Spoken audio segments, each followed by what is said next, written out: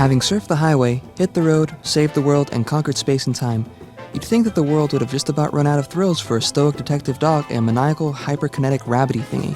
But if we've learned anything from Sam & Max's illustrious 30-year career, it's to never underestimate the freelance police. Not when it comes to fighting crime, and especially not when it comes to off-the-wall entertainment.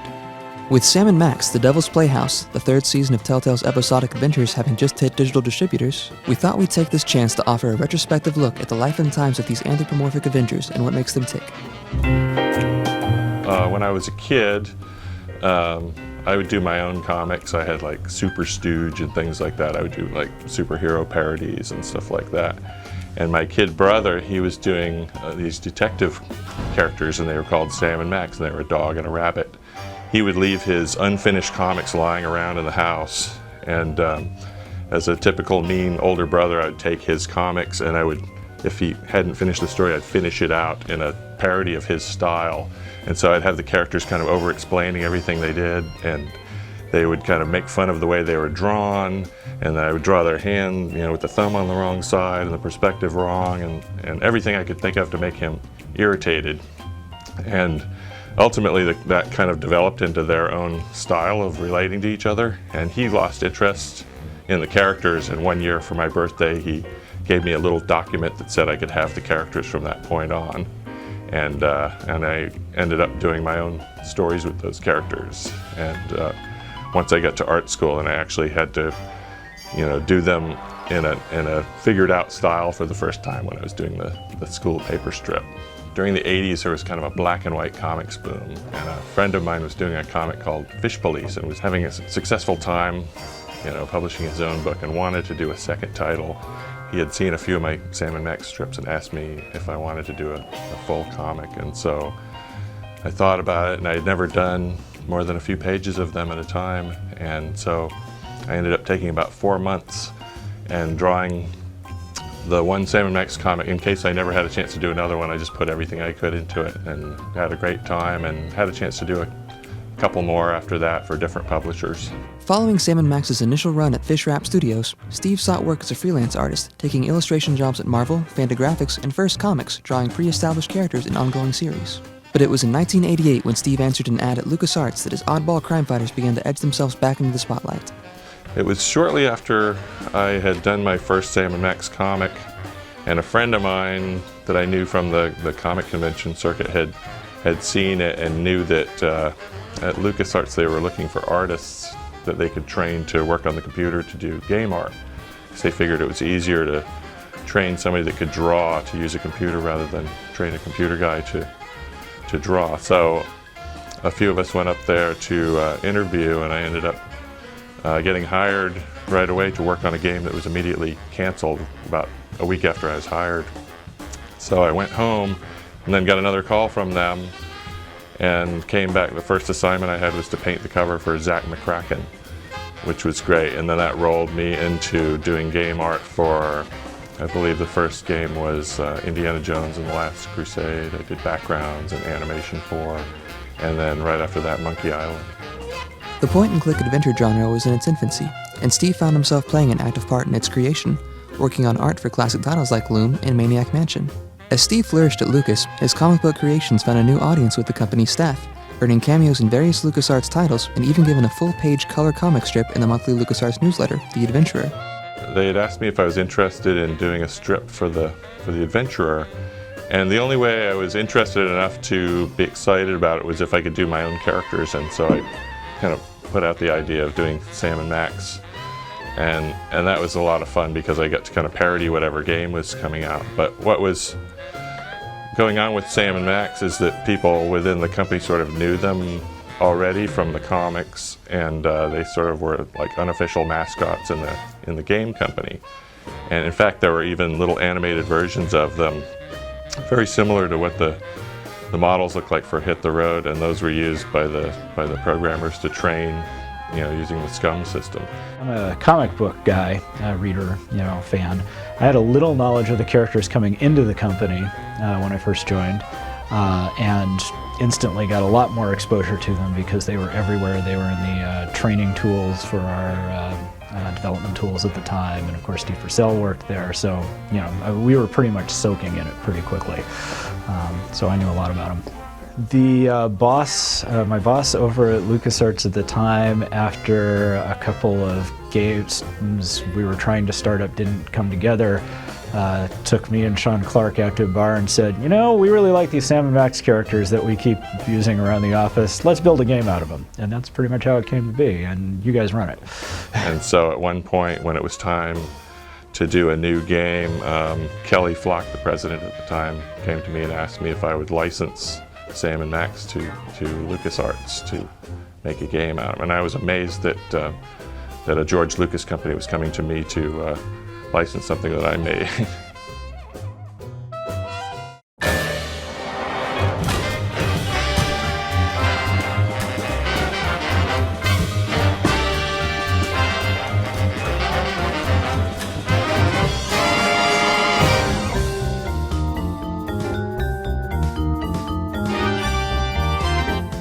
Sam & Max Hit the Road began development at the LucasArts Entertainment Company in 1992, during a time period many gamers would look back fondly on as the golden age of adventure games. Employing much of the team behind Indiana Jones and the Fate of Atlantis, another iconic LEC classic, Hit the Road was the second collaborative effort between Steve Purcell, Colette McCod, Mike Stimley, and Sean Clark, a veritable dream team of LucasArts point-and-click superstars, and the first video game adaptation of Purcell's Dog and Rabbit Detectives, taking cues from the 1989 Sam & Max story On the Road. There's a lot of trust involved, and the more the more the team you feel that they know the characters, the more confident you feel. So in this case, Mike Stamley was a comics fan, and Sean Clark knew the characters already. So and I was in the building the whole time. I was just trying to spread myself as thinly as possible and do some animation and do some writing and do some background. So I was just trying to be around as much as possible, and I just felt confident with that group, and sure enough, I think we pulled it off. Yeah, and it's one of those things where I think as time goes on, people remember it better than, it's sort of a heretical notion, but I think people remember it even better than it actually was, because as funny as it was, and as absolutely gorgeous as it was, and as good as a lot of the puzzles were, there are some puzzles that I look back now and go, oh man, we were really just trying to punish the player with this one, weren't we? The whole extendy arm with the hand on the end of it to get in the giant ball of twine is like, oh, that's hard, man. And we didn't, and it's not like today where we've got, a hint system backing us up to actually kind of continuously throw hints at you to help you through the game. It's like, nope, you don't get it, you're stuck. And you didn't have a web page out there for you to go look up the actual answers. You kind of had to talk to people or go to some kind of obscure bulletin board someplace to find out the answers. But I'm obviously very happy with the reception of it and how people have kind of grown to love it over the years. Makes me very happy. There's always stuff you wish you could go back and do over again, and so there's always little things that you look at and, oh man, I wish we could have had a little bit more time for that. But ultimately the reception from the fans was so great that and once some time passes, then you can kind of look at your work and not worry about it so much. Hit the Road's 1993 release was met with universal acclaim, and quickly earned it a place in the point-and-click Hall of Fame, with many gamers touting the duo's cross-country exploits as an archetypal example of adventure gaming done right. The fans, of course, demanded more, a wish that came close to fruition on two separate occasions. 2001 saw the announcement of Sam & Max Plunge Through Space, an ill-fated action-adventure starring Purcell's freelance police, and developed by Infinite Machine, an equally ill-fated startup born of former LucasArts employees. Unfortunately, Infinite Machine went bankrupt within a year of the game's initial announcement, dooming the game to obscurity.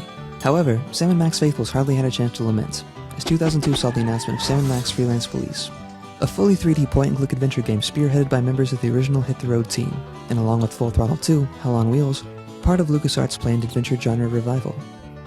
Freelance Police was going to be a point-and-click 3D adventure game. There was a lot of in 6 chapters. That's pretty much all I can really say about it as far as the actual story. But and there was talk near the end of we could do this episodically. We could sell it episodically, and I don't know, the market hadn't quite matured to the point where we could pull it off.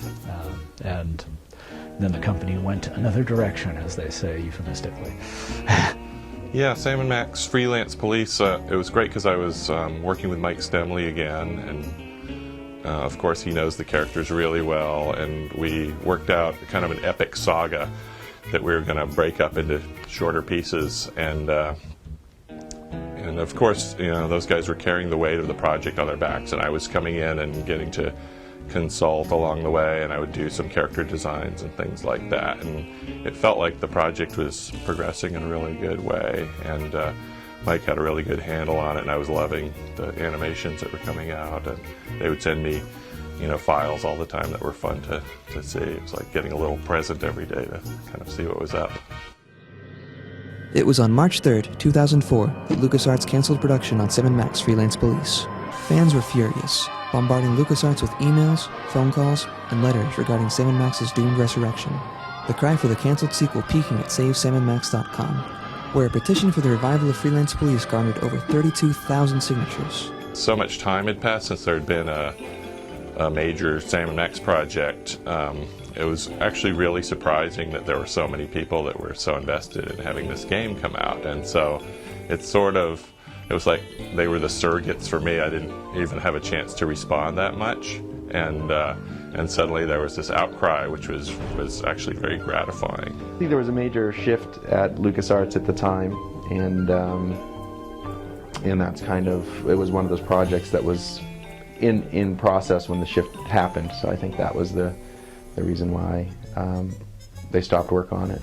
Full-scale adventure games, even by then, were getting economically unfeasible because you could sell, the same amount you always could, but they were getting way expensive to make because, the 3D tools hadn't, the 3D tools for making them hadn't matured enough, and, they all had these cinematic cutscenes, blah, blah, blah, and so you can see why, given the choice between making an adventure game that's I know can sell this much if it's good, and I could build this game with an action adventure 3D shooter game of some sort that, if it's okay, might sell 5 times as much and cost about the same. I may go with that for now.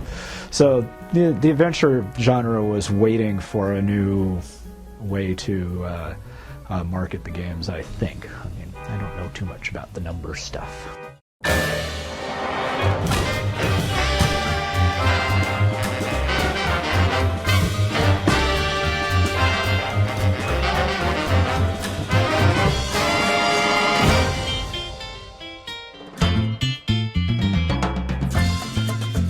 Following the fan outcry that accompanied the cancellation of Freelance Police, Sam & Max found themselves indefinitely shelved from the public eye, and with their contractual obligations to LucasArts fulfilled, the dog and rabbit duo were without a home for the first time in years. I had a contract with LucasArts, a licensing contract for Freelance Police, and when that expired, I was able to talk to other companies about, doing a new project. Because I always make sure if somebody's not going to do something with my characters that the rights will come back, so I'll have another shot at it. And so I went out and had a lunch with Dan and Kevin at this Bavarian sushi place over in Emeryville, and they pitched me on the idea of doing an episodic series, and I was totally won over. The way we see it is it allows for the player to experience the game over a 6-month period or a 5-month period, depending on the release schedule, and they can enjoy it in a different chunk of content, so they can stay engaged and continue to participate with it like they would a favorite television show or other forms of entertainment.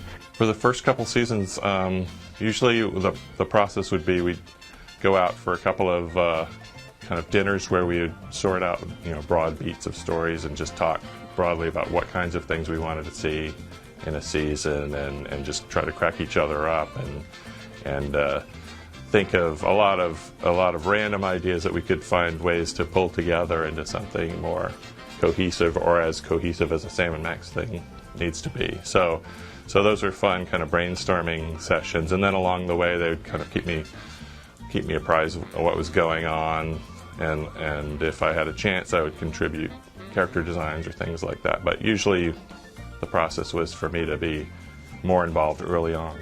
Part of the appeal of Sam & Max is you can pretty much drop them in anywhere. The fun is seeing how they react to stuff instead of whatever situation you can put them in. So it's not like it's hard to find weird things for Sam & Max to do. I think the bigger challenge was taking graphic adventure games, which have traditionally been such a niche market, and finding a way to streamline it for more casual audiences. We set out to build the company. That was something we really were going for, is if by episode 3 we could have people saying, when's 4 going to be here, when's 5 going to be here, then it would be a success, because it would be creating that feeling of anticipation versus that feeling of exhaustion. You know, when I finish a full product, a 20-hour game or a 40-hour game or even 12-hour game, it's almost like, thank God it's done, I'm gonna rest for a while. Whereas with the episodic stuff, it's kind of getting doled out and you're engaged for a long time. First episode goes out for a series and, you know, people are all complaining about X, Y, and Z. Maybe we can get X fixed by the time episode 2 comes out. We can definitely get Y and Z fixed by the time the 3rd episode is out. So the games get better. I never had any issues with the idea of an episodic release. I always thought it was a great format for Sam & Max, since a lot of the stories that I used to do with them, you know, were in a few pages, and so I think the style fits them really well, because it allows you to kind of jump around. You can have an overarching theme, but then you can jump around and kind of try these different themes within that, which I like a lot and think it's perfect for the characters. They've done an amazing job in the first 2 seasons, both building up, you know, the whole concept of episodic gaming in general, and maintaining, you know, the voices of the characters. You know, I'd like to think Steve's happy with what we've been doing.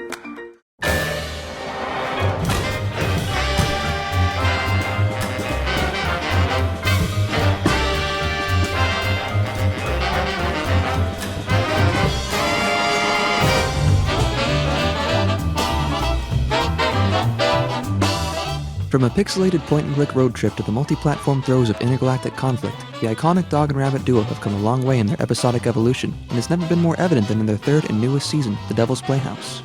The big focus for the season is that Max's latent psychic powers are coming to the forefront, and they're all activated by these mysterious toys that he finds. And each episode will explore, you know, a new one of Max's powers, and then start to learn how they work in conjunction with each other. And the idea behind that was that instead of, you know, collecting a ton of inventory items and figuring out how I can use those, you have a smaller set of psychic powers that you can use. And the puzzle solving is, it's not, you know, how can I find the best place to use this screwdriver? It's, you know, what are all the different ways that I can use teleportation? Or what are all the different ways that I can use seeing the future to my advantage?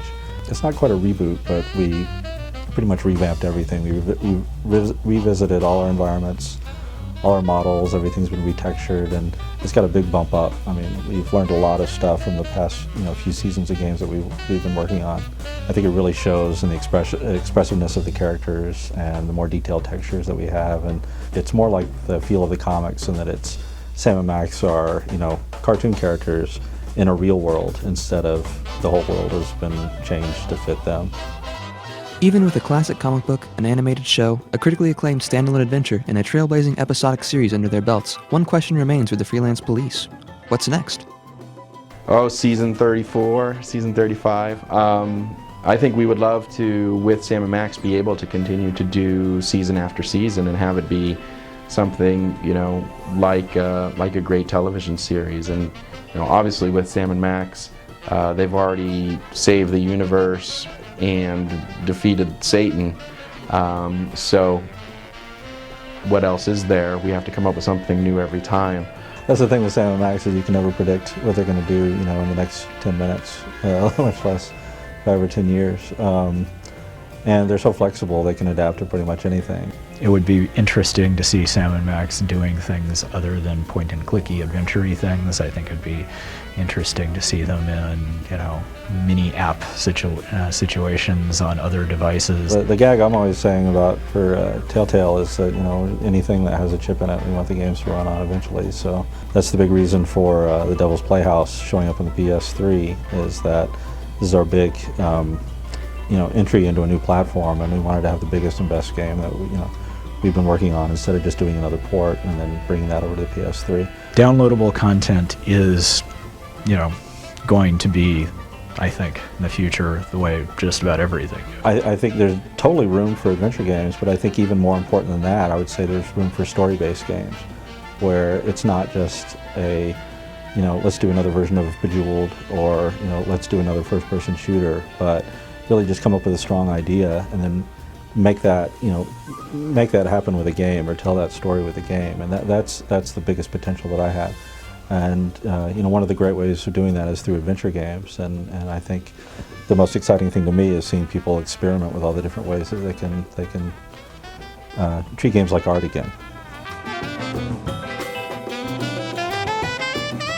10, 15, or 20 years, I could see handing off Sam and Max to my sons as the family business, and these guys already have a kind of bizarre sense of humor that cracks me up, so I can see them taking on the challenge very well.